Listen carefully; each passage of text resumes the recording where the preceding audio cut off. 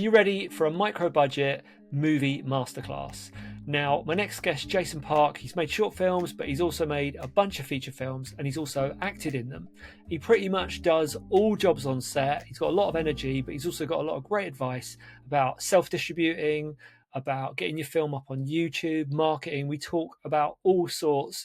This is a good one if you're working on your first feature film, or if you're a couple of feature films in and you want to know a little bit more about sales and distribution or self-distribution and some of Jason's tips for saving money when working on a micro budget.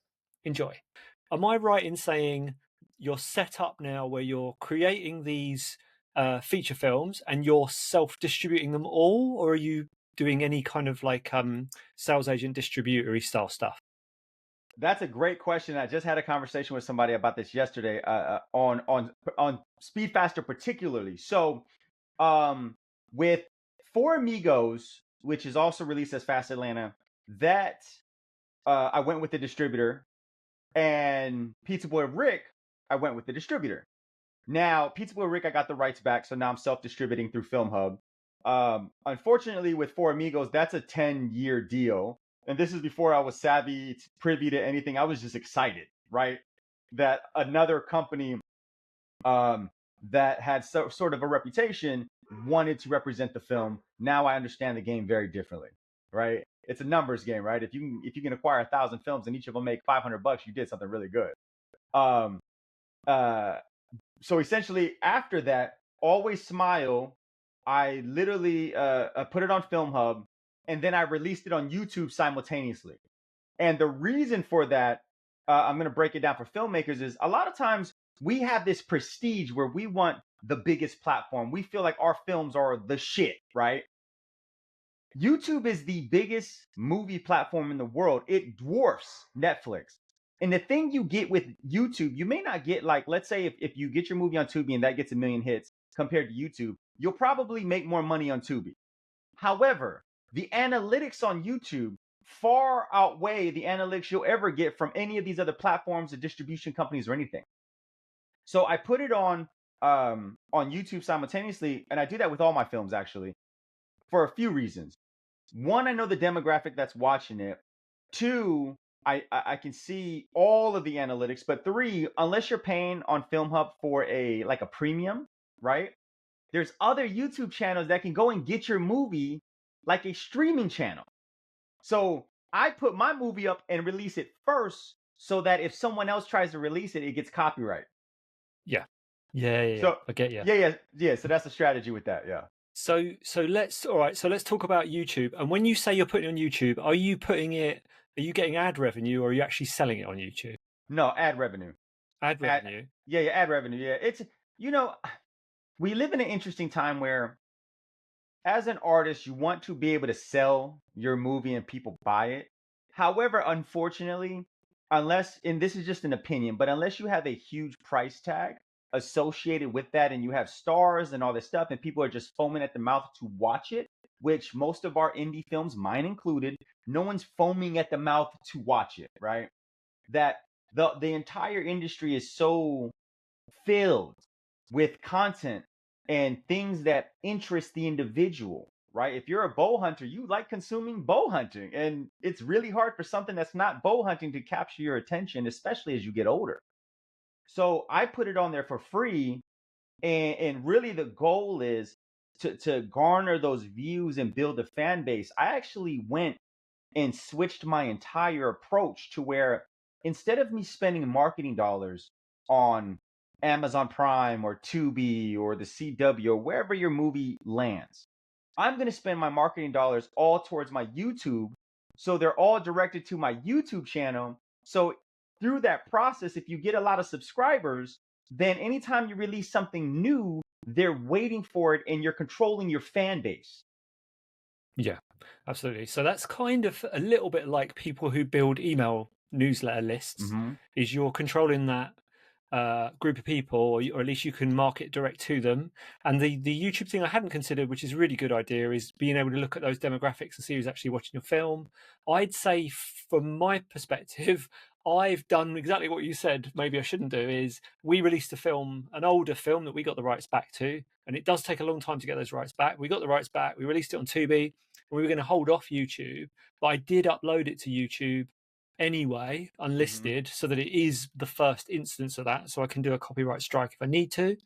Although the previous film, we had tons of, it must have been as soon as it came out on Tubi, tons of video channel sites put the film up, and it's heartbreaking because you find out about it months later and they've had Hmm. hundreds of thousands of views. You're just like, oh my god, if we'd have got those views, that would be worth a lot more.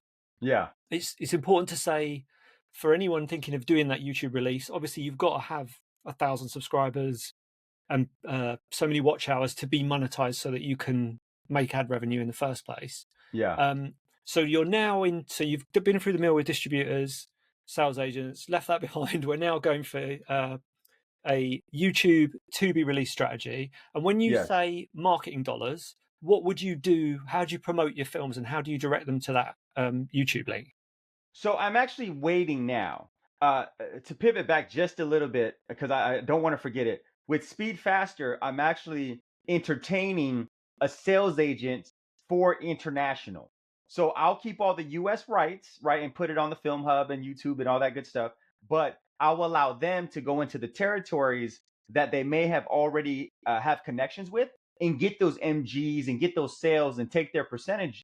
And the reason for that is I don't want to necessarily do the groundwork myself, right? I don't know these people. I don't have these connections. I'll be sending blind emails. Granted, I do have the product that they're interested in, but if I have a sales agent that's already reputable that's going to do that, and they're going to take their 10, 15%, that's fine.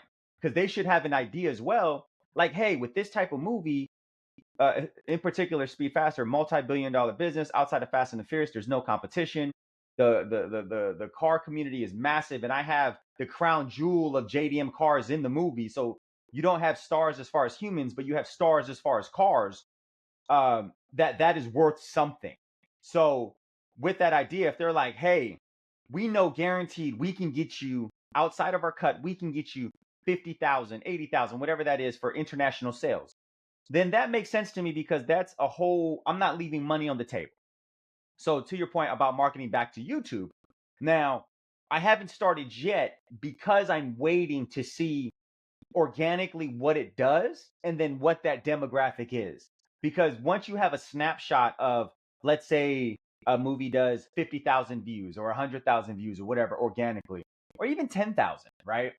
That you'll know, okay, the graphic is males 18 to 24 and they're in Australia. Well, then I'm just going to go and market it to Australia because they're the biggest audience. Yeah, yeah, definitely. And if you would assume it's a car movie, it is going to Mm-hmm. be those males 18 to 24. But it'd be interested to see the actual data and see, and also I guess you'll get to see how long people watched it. And Yeah. maybe even that's nuts to think that that might affect a film that you make later down the line, that you might consider ad revenue when you're thinking about your peaks and troughs in your actual story. Well, here's what's fascinating that might be interesting to you, especially because you have multiple films as well. That with Speed Faster, I'm going to do something that I haven't done with any of the other films. That I'm going to release it twice. So I'm going to release it once as a feature film, and then I'm going to release it as a series. I'm going to break it up into 4 parts, into 4 episodes, and call it something else. Right. And what on say on Tubi, you're going to put it on twice on Tubi, Yep. for I'm gonna example. try. I'm gonna try. I'm gonna try Yeah. and see what happens, right? So like the movie's gonna be called Speed Faster, and then maybe for the series I'll call it Drive Harder or just something, and see what it does because I've been reading up lately that people are more willing, or I'm sorry, I was listening to a podcast and the guy was saying how he cut what was it? I think it was Star Wars or it was Titanic or something like that. A movie into a series. So he broke it up for his girlfriend into 4 parts and she watched it with him and loved it, but wouldn't watch the movie, but would watch Right. the series. Yeah. Yeah, I can understand that. I'd be interested to know if Tubi is sophisticated enough to, not Tubi, Film Hub is Yeah. sophisticated enough to realize you've uploaded the same thing. Yeah, Are you I gonna don't know. are you gonna shoot anything else, or are you literally gonna just cut it into blocks? No, I'm literally going to cut it into 4 blocks. And just, I'm curious, right? Maybe even on the YouTube side, I'll cut it into 4 blocks too, put it up there and just see what it does. Because essentially what I figured out was they say, or 50 Cent actually said it. He was like, with movies, you need name talent. With series, you just need a good story. right? So if I can break it up into 4 pieces, you literally, if you have that same audience that likes your movie, you just multiplied your views by 4. Yeah. And I guess you've only got to get them through half an hour to get them onto the next half an hour. But then I Exactly. don't having not have you released any TV series before on Tubi? Or has No, it all been never. no? Because I wonder how what the ad revenue's like and if it kicks in at the same Oh amount on a wait, no, TV no, show. no. I have. I released a show called a reality show, not a but a reality med spa life. It was a show we made for my wife's spa.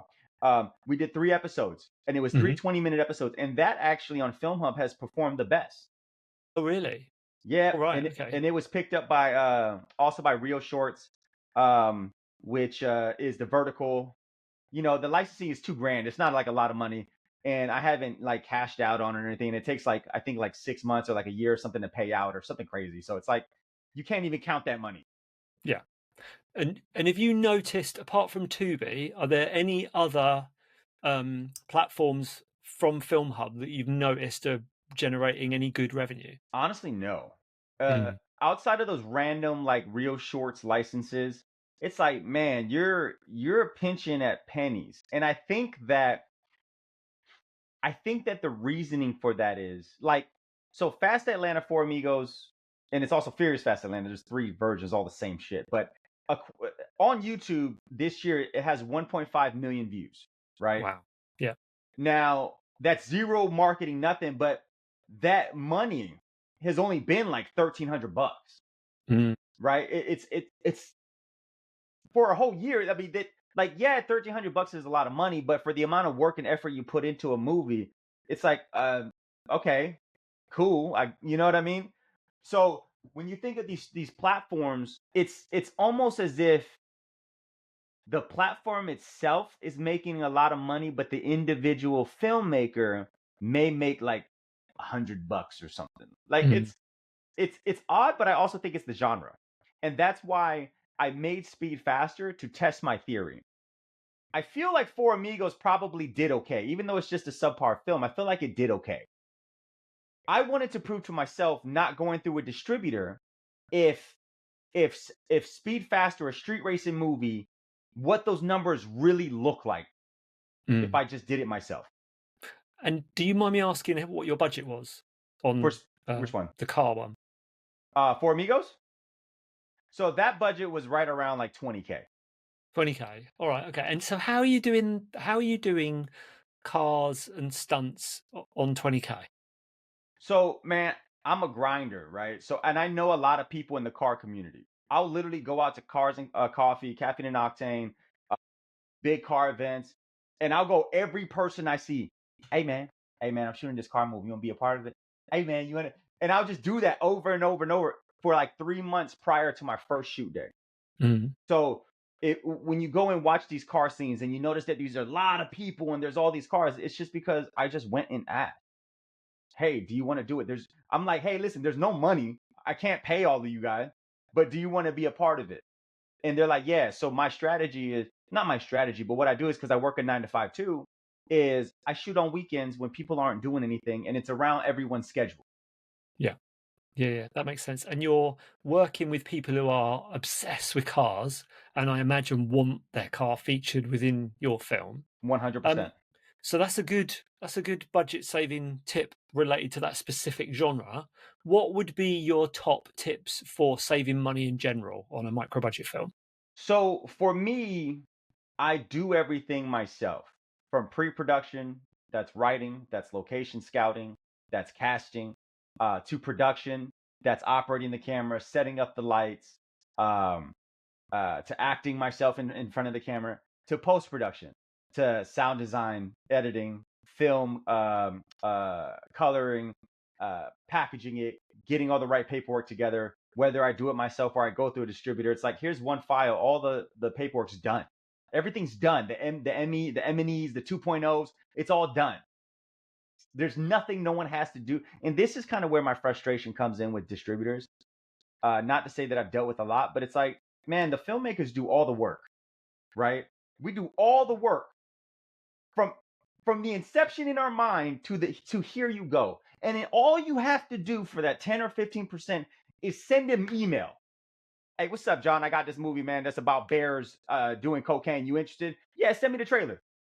And you do that 100 times or whatever, how many territories you got. And that's all you got to do. You can one bulk email and it takes you 15 minutes. Right? Yeah. Yeah. That's And tough. yeah. So Yeah. And also, but then also equally, you're doing a lot. So I'm not sure I could fulfill every single one of those roles and not have a mental breakdown, especially yeah. since you've said you've got a regular 9 to 5 job that I'm assuming is that still IT stuff. That's not related to filmmaking. Yeah. Yeah, I wake So up at probably 4 a.m. So I get those 4 extra hours in before the day starts. wow. Okay. Well, good for you. I'm too old for that. That must be punishing, but you must love it to be able to do that. Um, what about tips for things like casting? Okay. What would be your tips for that? So if you're in America, I would say backstage, go to Breakdown Express. And what Breakdown Express does is it allows you to throw your casting on Actors Access and all that stuff. I don't know if you guys have that over there where you guys are at, but they have Actors Access for a lot of projects. You can either go SAG, non-union. All my films are non-union, and it'll probably stay that way unless I'm a director for hire on something else that's already SAG. Um, I personally work with the same actors on every single movie. I like to like I want to build stars. I don't really care for the Hollywood system. I don't really care to have a project and try to go get A and B. I'd rather go to my people and be like, yo, let's go make something dope. And eventually, movie number 7, number 8, number 9, number 10, one pops off. It's like, okay, well, we're stars now. Right? So I'd rather create stars and help in that process than to try and go and look for stars. So if you have a community of actor friends, writers, whoever, and they're like, yo, I'm down, right? Let's just go on weekends. That's all on weekends, right? That's 6 movies in 5 years. And we're not talking about one location. We're not talking about 4 actors. Four Amigos has like 50 actors. Always Smile was small. Pizza Boy Rick Rex Park was small. Speed Faster has like 70 actors, right? You're talking, and Rhino King had like 30 actors. You're talking about multiple locations, a bunch of actors, a bunch of stuff going on to where, you know, the only thing that's separating big budget from what we're doing over here is really 3 things. Okay, we're not shooting on an RE Alexa, so that little upgrade in quality, if you're like us, you can notice it, you can see it, right? You're like, okay, it doesn't have that creaminess, right, that an RE has, or one of those big cameras with expensive lenses has. Another thing is you're not going to see crashes. You're not going to see full out gunfights because if you're not really doing it right, it's just not going to look right. And then you're not going to see really that's it. Car crashes, big stunts. You're not going to see like I'm not going to be hopping out of a helicopter, right? Everything is grounded. Yeah. Okay. And so using the same actors, doing it on weekends, it's a good one. What about you're in it, you're acting in it. Mhm. How do you know you're any good? So for me, I would act it and then be like, oh, that, when do you go, yeah, Jason, that was cool, that take, I'll have that. How do you know, is someone else watching you or are you just self-judging the whole thing? I just self-judge. I just know. It's one of those things where, okay, this is where I'm going to lose people, right? But but for me, I'm like, bro, I just don't give a shit. Right? Like I'm just having a good time on this journey. And it's like if something pops off, great. If it doesn't, great. I still work. I have a beautiful wife. My son's healthy. I just don't care. Right. And I take that same approach into acting to where, bro, if the line is, hey man, I want some pizza. Action. Hey man, I want some pizza. Cut. Like that's it. I don't need to be like, yo, what was he thinking before he ordered the pizza, and where is he trying to go after he gets the pizza? The line is, I want some pizza, bro. Right? So I don't, I'm not so invested because I know that I make movies for the average audience. I'm not making movies for other filmmakers, Mm. Yeah. right? That's, I'm yeah. making movies for that person that's halfway on their phone half their time. And maybe they capture something that they like and then they pay attention. If I can get a 7 on performance, on quality, on sound design all the time, I'm good. I'm not trying to reach 10. I'm not trying because it doesn't like, bro, you could be Jesus and somebody's gonna hate on you. Yeah. Somebody gonna be like, Yeah. oh, them damn sandals, man. Come on, man. What was the 1450 BC? It's like, come on, bro. Like, just have a good time with your creations. And as long as you're enjoying the process and what you put out, then really that's all that matters, because it doesn't matter how perfect it is, someone's going to judge it and say it's not. Yeah, absolutely. And thinking about what was I going to say? Hang on, my brain's gone blank. You've blown my mind there. That's what it is. Yeah, what was I going to ask you? What were we talking about? We're talking about you not caring, being on camera. Oh yeah, no. What I was going to pick up on was interesting that you said you were making your film for audiences and not other filmmakers, and that is a massive trap that people fall into. Because I was going to, and I will ask you in a second, but as far as gear goes, people get, like you say, obsessed. Oh, it's got to be this camera. It's got to be this. Otherwise, I'll it tell you what I shoot means on. X, Y, and Z. So what do you shoot on? So originally on those first 3 films, I shot on the Blackmagic Pocket Cinema Camera 6K. Then on Always Smile, which I just released, I shot on the Red Komodo. Then on Rhino King and Speed Faster, I shot on the Blackmagic Cinema Camera 6K, the full frame version, Mm-hmm. with Surrey anamorphic lenses. Right, I have the 35, the 75, and I have the 150, and I have a Shizun Crane 3S gimbal. Right, and I went to Home Depot and got like a utility belt, put some pool noodles, right, like a backpack with pool noodles, and I used that to shoot.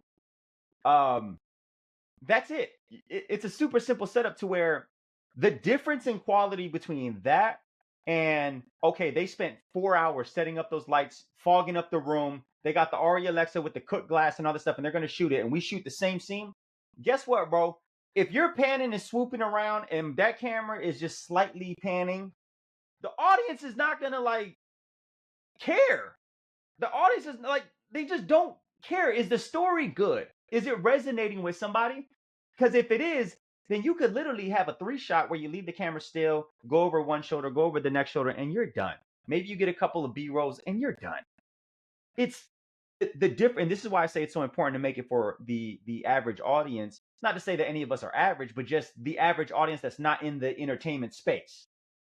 Is, I don't care if the lighting is not perfect, as long as it's not blown out, then we're Gucci. And when you're coming up with the next film, the next project you're going to work on, how much are you thinking about what's going to make money? Because obviously you said you're mad about cars, and you're an actor as well. But how much are you thinking, oh, that'll do well on Tubi, or that won't Always. resonate, or always? So okay, so I can actually break this down. Rex Park was my film school, so I don't count that. Four Amigos, I know I made that for the car community, right? But now I made Speed Faster, which is a way better version than Four Amigos, to see if my gut feeling on what the numbers are on the audience is, if it's real and true. Pizza Boy Rick was a throwaway thriller that I was like, yeah, let's just make it. Always Smile, I made it to see if I could make people cry. And when we played it in the theater, people were crying, and I was like, okay, I did my job. I had my daughter crying, and she normally doesn't. I was like, okay, I did my job as an actor, right? I wanted to see if I could cry and play these nuanced roles. So that was for me. Always Smile was for me. Rhino King is a rom-com where I play the best friend. And my homie, I made that for my homie to star in the movie. He's one of my best friends from high school and stuff.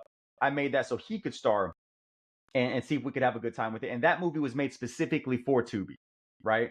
The main audience at Tubi is African American females. House husband turns into a male stripper, banging body. Okay, that was made for Tubi, right? So that hasn't been uploaded to Tubi yet. So I haven't begun the marketing for that particular film yet. And then Speed Faster, again, I wanted to see if the numbers were correct. And I know that it's an international film, and I know that it could do really well. And I know that it could actually get on a premium platform. I just have to get it into the right hands. And this is me being very realistic about the movie and its quality and everything else associated with it. These first 4 films, I don't know if they could get on a premium platform. Always Smile could have, but for some reason, the genre is a drama. And even on Film Hub, it's been very slow to get picked up by streaming platforms. Very slow. Asian Pacific Islander Film Festivals, all the big festivals, I thought that was the one. I thought Always Smile was the one. And for some reason, they all ignored it. Pizza Boy Rick is a thriller that got on the CW, right? So that at least did something to validify, like, okay, as a director or actor, whatever, you did something. To your question, I'm making, wait, no one knows this, but they know this now. I'm making a horror movie to see horror movies that they say are the ones that perform the best horror and action, right? Without name talent. So I'm gonna go make a quick horror movie, low D-rated slasher to see how well it does. Mhm. I'll be interested to see your version of a horror movie. Yeah, That'll be fascinating. You yeah. mentioned that you entered that film into film festivals. So is that the only one you've tried festivals with? Do you bother with festivals on the other ones? What's your sort of thoughts on film festivals? Man, I am torn. Okay, I have multiple sides on this. So, and I'm gonna break it all down. It's gonna be a little winded. I've submitted each one of my films to film festivals, right? And none of them have gotten into any of them. It's a double-edged sword. On one end, I think with every single film you have, it's a lottery ticket and you have to play it, right? Because you don't know which one and who sees it when they see it. You just don't know. That could change the trajectory of your career by simply introducing you to a contact that you've never had, right? On the second end, I think now there's so many submissions, there's no ways that these festivals are watching every film that comes in, right? Third, I think that all the major festivals probably already have A-list talent, big studio films already in their lineup. And the couple of films that are indie that make it are already connected with the people that are programming it. Mhm. So even though it's a lottery, it's like I don't really think that you have even a chance anyways, but that could be cynical because I just haven't gotten there yet. Yeah, I've done a whole video on film festivals because it's such a tough one. And I know one side is I've spoken to a filmmaker before who said he got into a pretty big film festival and he spoke to the organizers and they were like, "Oh, your X film, well done. You were one of the only ones who got selected. There was 3 films that got selected out of online submissions, and the rest were all either pre-programmed or invited to enter. So you imagine how many. It's a big festival. How many people entered? Only 3 of those movies were kind of came from those people who submitted. The other side to that is, and I talk about this in the video I've done, is I've done the approach before where I've entered scattergun, just that one, that one, that one. They're only $10, $12, $20. I'll enter loads. And actually some are just fake festivals. They don't even exist and they're a complete waste of time unless you want the laurels on your poster. But then some of them I did get into and had a really good experience with. So it's painful. But you're right again, you're right. If you want to get into a film festival, but not unfortunately, if you want to get into a film festival, you've got to have been to that film festival, I think, the previous year. And Mm-hmm. you've got to Mm-hmm. meet the people who run it. You've got to shake the hand. You've got to, eye to eye with them, tell them your story Yeah. so that when you enter, they go, "Oh, it's Jason Park. Yeah, we like him. Yeah. He'll be good in this." So Yeah. it is a bit of it's a minefield for Well, film that's why I'm gonna festivals. try it. I'm gonna try a different approach. So with Speed Faster, I am gonna submit it, even though it's a Mhm. street racing film, and that kind of film you typically won't have in a festival. I know this going into it, right? But I'm still gonna submit it anyways, and I'm gonna just ask the question like, "Yo, what does it cost to get it in here?" Like I know Mm. what like if it's pay to play, what is the cost? Like, is it $1,000? Because at the end of the day, what you come to realize in this space is everybody's eating off of our work somehow. Some the festivals through either through submissions or something, somebody can push it through, right? Like if I was at a big festival and you were like, "Hey, Jason, I got this movie today. Yeah, let me check it out. Let me. All right, yeah, I'll push you through." Right? The whole world operates that way. If my best friend or one of my friends comes to me and is like, "Hey, man, let me get a role in you." Okay, cool. Yeah, come through. Like that's just how the world operates. So I'm literally gonna go and be like, "Yo, how much that shit cost, bro? Like, give me the number. Mm. Sundance, how much? How much, bro? Just tell me, like, how But that much?" costs, yeah, that's going to cost a bit. Sundance. I'll maybe Yeah, go for a lower, slightly lower one. yeah, yeah, yeah, Yeah. What was I going to ask you? With things like, I mean, I guess it's pretty standard now. Everyone's using Film Hub, but yeah. are there any kind of tips for Tubi? Do you think? Is there anything specific you would say to do or not to do if you want to get selected for that particular platform, since it's the one that seems to earn the most? getting selected. I think a lot of films typically get selected, even though they've been a little more choosy lately, it seems.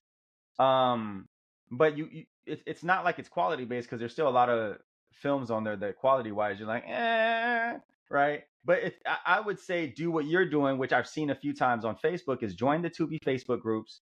Anytime someone asks for a horror movie, thriller movie, whatever, in the comments, go throw your poster in there, whatever, because you never know who comes across it. All of that helps, and then it's just drips. You're just constantly dripping it, dripping it, dripping it. Marketing is a constant thing that I feel like if you can't get it organically, which YouTube gives you the chance to get it organically, because it'll start recommending it if people watch it. A lot of people watch it, or they watch it all the way through. They'll start recommending it. Um, Compared to like the Tubies and stuff, where you either have to be in those groups, you have to have a lot of people want to watch it. It's just a different game that if you're not joining those groups, you're doing a disservice to your film as a filmmaker. Yeah, and also if you're gonna join those groups, you can't just plop your poster in every now and again. You've kind of got to be a little bit involved in other things that are on there and kind of Yeah, interact a little bit. Otherwise, yeah. it does come across as look at me, look at me, look at me. But then I must say, you're really good. Pat on the back for being somebody who's really good at sharing other people's work. I've noticed that about you. I need to get better at that. But I've noticed a few times you've shared someone else's film, you've shared someone else's video. So thank Yeah, you. And for yeah, of behalf of course. me and other people you do that for, it's really good. So just looking back on everything, what do you wish you'd known when you first started making films? It's that it all just accumulates to when you're at the end of your life, right? I say this all the time that when I make movies, I really make it for my son when I'm no longer here. So when I'm an old man or I'm dead, him and his kid can go and watch it and be like, yo, this was your grandfather. This was my pops, right? This is when he was in his element. Because I feel alive obviously every day with my wife and my son, but outside of that, I'm not counting that. I only feel alive when I'm making movies, right? I only feel alive when I'm acting and I'm directing and I'm putting together these projects. And I feel like movies within that space, they have their own life, right? That you can always revisit at any point. So what I wish I knew earlier was I wish I knew that it's gonna be all right. So start now. I wish I would have started in 2006. Like, not wish. I should have started. I don't like to say wish because wish I feel like is something that you just can't have. I should have started in 2006 because now I wouldn't have been on movie number 6 going on 7. I would have been on movie number 17, right? And who would have known that I've made lifelong friends through making movies to where I can call up any actor and be like, yo, I want to do this project. You want to do it? And they'll all be like, yeah, let's go right now. I'm down. Let's go. They're all so willing to do one of my projects. And I think that's just a testament to it. It's no longer mine. It becomes our project, right? When I do something, we're doing it. It doesn't matter if the role is small or it's big, we're creating a community, right? It may be hypitude when you're talking to me, but it's us. So even prime example, right now I'm doing the credits on Speed Faster, and the title comes on. I double up the credits and shorten it to try and get every actor's name on there, whether they had one line or 5 lines. I'm trying to get every actor's name in there in the credits without over flooding the page with like 20 names, right? Because I know that they took the time to trust me to make the project. So I want to make it as dope as possible. But when they sit there and watch it, they see their name come across the board because that could have been someone's dream that I just helped fulfill. Yeah. Yeah, yeah, absolutely. And I'd say another thing you can do for new actors, if they've got a speaking part, maybe they've got one line, don't call them irritated air hostess. Yeah, Give them a character name, so when it pops up on IMDb, it looks a little bit better. That's always absolutely. a nice thing to do. So I just finished with my question I ask everybody. Have you got a motto? Uh it's funny, it's on my phone. Do something epic. I look at it every matter of fact, I'll show you. Hold on. Hold on. This is literally my background every day. Nice. Do something Do epic. some epic. Do something epic. It's just like, man, we live in the gray, and what the gray is us doing the same thing every day. When you get to do something you love, you bring a little color into your life. It's like you can't fail when you try, because even when you land on your ass, you still have the experience of trying it, right? Like you realize, so Pizza Boy Rick won an award for best indie thriller action film, right? At Film Threat. And I was super excited about it. We got it and everything like that. And then you realize once you get the award or awards or anything, you're kind of like, all right, well, the feeling is the same as it was prior to. So it's the everyday journey and the communication and the interactions with yourself and just people along the way that make this journey of filmmaking special. Because you know as well as I know, we spend a bunch of hours in the room by ourselves in front of the computer, right? To bring an art piece, an escape from reality for an audience member to their home. So it's really just it's just a journey, man. I hope that was useful. If you're interested in listening to another episode that's all about self-distribution and getting your films out there, then you could try listening to How to Make a Profitable Low-Budget Movie on Tubi with Justin Milton. Justin's a producer and director. He's done a bunch of low-budget thrillers and dramas that have done very well on online streaming platforms, and he's starting to make a significant profit. So do check that one out.